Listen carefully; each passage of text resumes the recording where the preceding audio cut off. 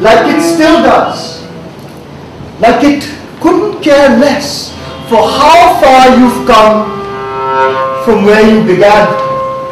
In the one-room kitchen you shared with your parents, grandparents and 2 siblings, in a building full of way too many people, in a city, a country, and a planet that are all bursting at their seams. Would Venus do so? Or Madam, Mars perhaps?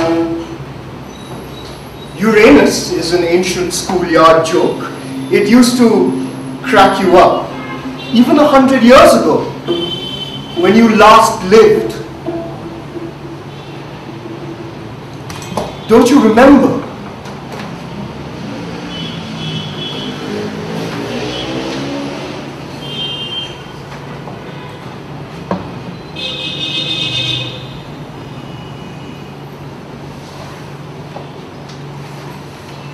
Another sister remains unaccounted for, a boo-boo in the ledger of karma. But you have Riju the Pomeranian ever since you were a child.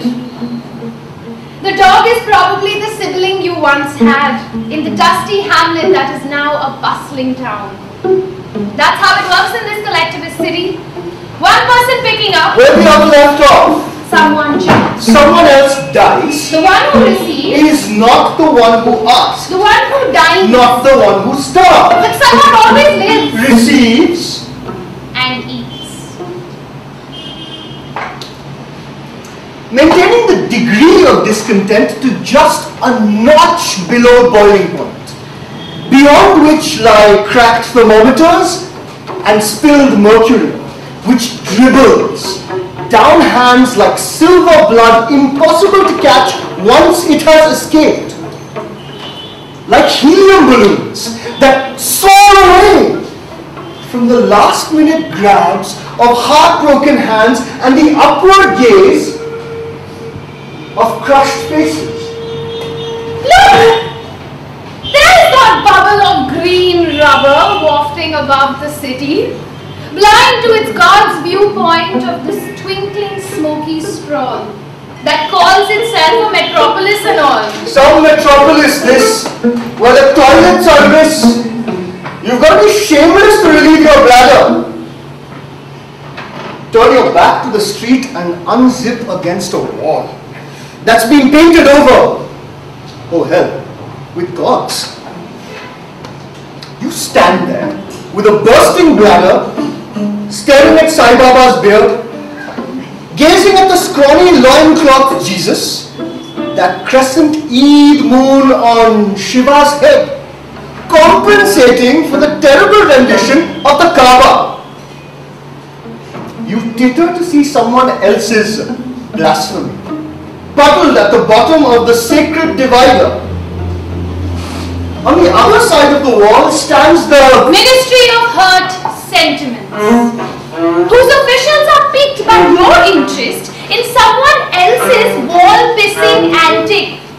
They notify their office of frantic fanatics, whose members will soon descend on your home in droves, frothing at their mouths, armed to their teeth, slipper-clad feet will kick in your main door and catch you spilling your seed. Before the video of an American brunette named Christy Sucker taking a 2-foot-long wiener up her pink shitter, your own erect wiener is in the grip of a man whose other hand holds a chaku that slices your dick in two.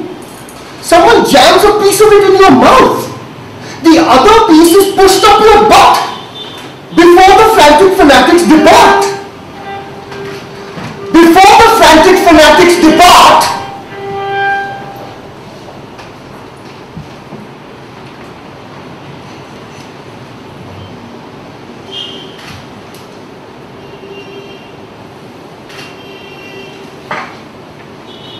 atrocious art, masquerading for century upon century upon century as untouchable, infallible divinity.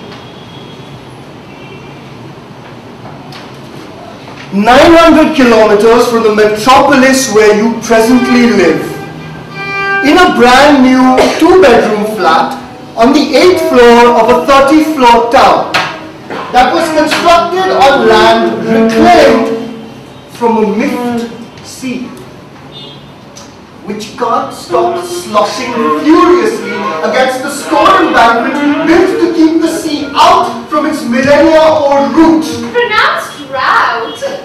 Spoken best with the burger in the belly and friends on the telly. The volume kept loud enough to mute the tumult of memories inside your oddly shaped head.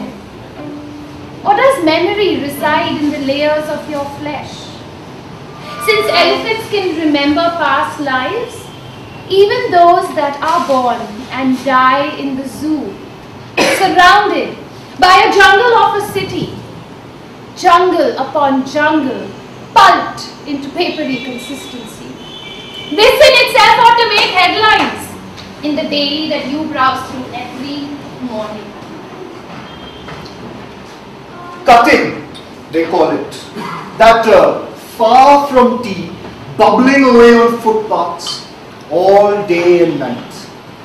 The overcooked narcotic of a toothless people. Sweet and cheap, drunk and forgotten.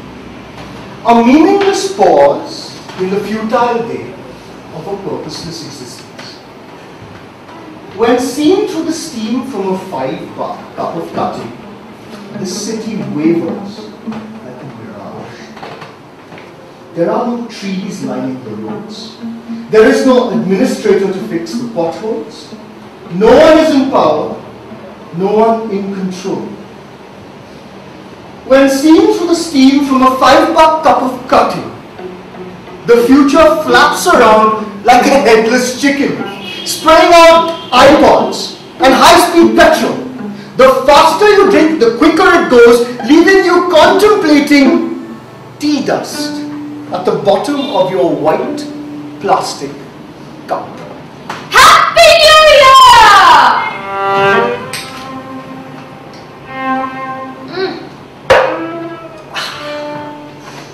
May 2013 keep the broken promises of 2012, the year the world was supposed to end. Offering liberation through annihilation to the planet's fed up billions who are born redundant, unable to compete with machines that don't need food or sleep or the occasional taste of ecstasy. At the end of a hard day spent looking for something to do that won't require you to rate yourself 1 on 10.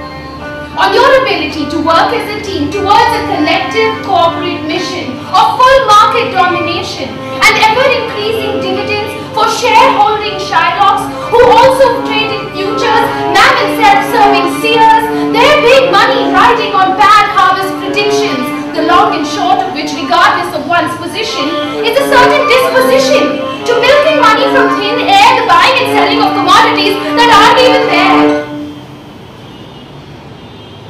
Future oversold by its past. After 10 years in America, your inner Camus has turned into a diabetic, wheezing mess. No car crash deliverance for this has been outsider. Just a long drawn descent into aging irrelevance.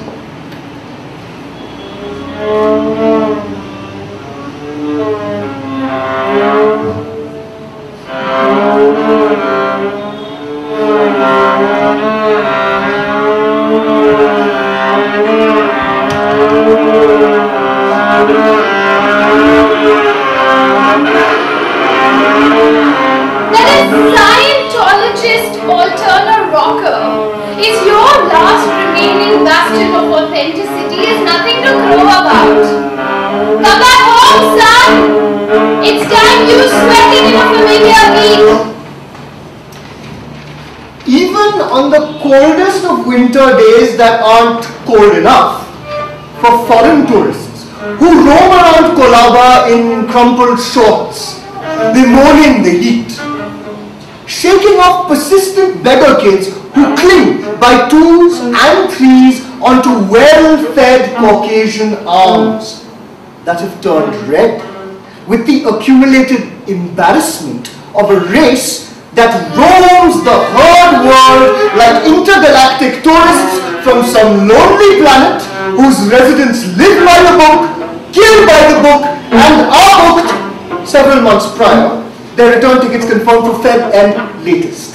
From which point on, dwellers of sweltering hells can have their sun-baked nations back to brave out their summer-stricken lives far from prying tourist eyes.